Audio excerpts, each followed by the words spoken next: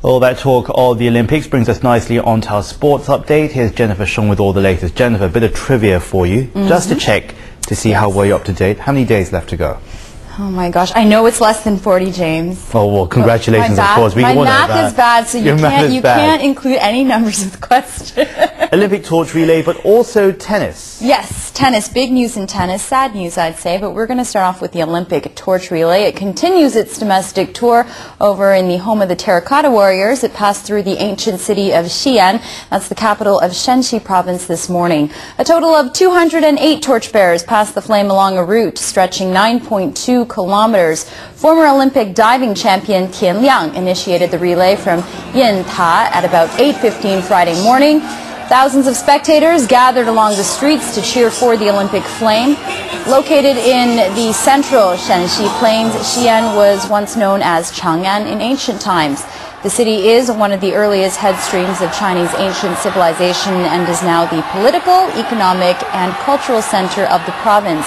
Wang Libing, who was the top Asian basketball center back in the 1980s, lit the cauldron at the end of the relay.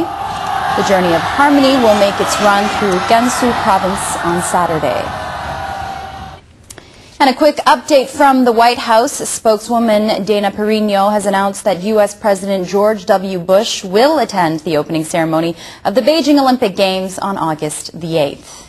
Well, turning to tennis now, and the latest from Wimbledon. Zheng Jie's sensational run at Wimbledon has finally been put to a stop by number 6 seed Serena Williams.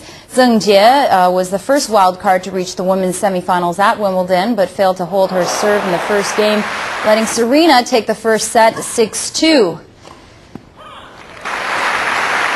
But Zheng Jie later gave the crowd on center court a taste of the type of shots that had taken her past the world's top player, Ana Ivanovic. However, Williams wouldn't let the same thing happen again, forcing the set into a tie-break. Zheng Jie pulled even at 5-all, but lost the match after serving a tame double fault.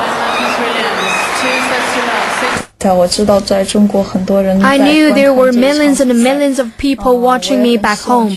I really did want to win, but overall I'm quite satisfied with my performance today. But her serves were too big for me, especially on a grass court. On another court, I would probably have a better chance of winning, especially in the second set. I just might have had a chance to win.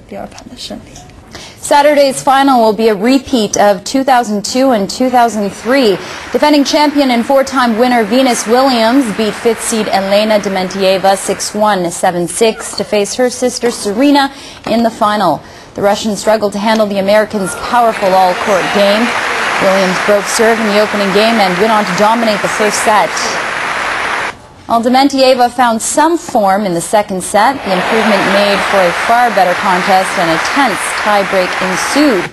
But the Russian made more unforced errors and fired a shot into the net that handed Williams the tie-break. Well, France's football coach, Raymond Domenech, can let out a big sigh of relief now. He won't be sharing the same fate as Italy's former coach, who got sacked just a few days ago.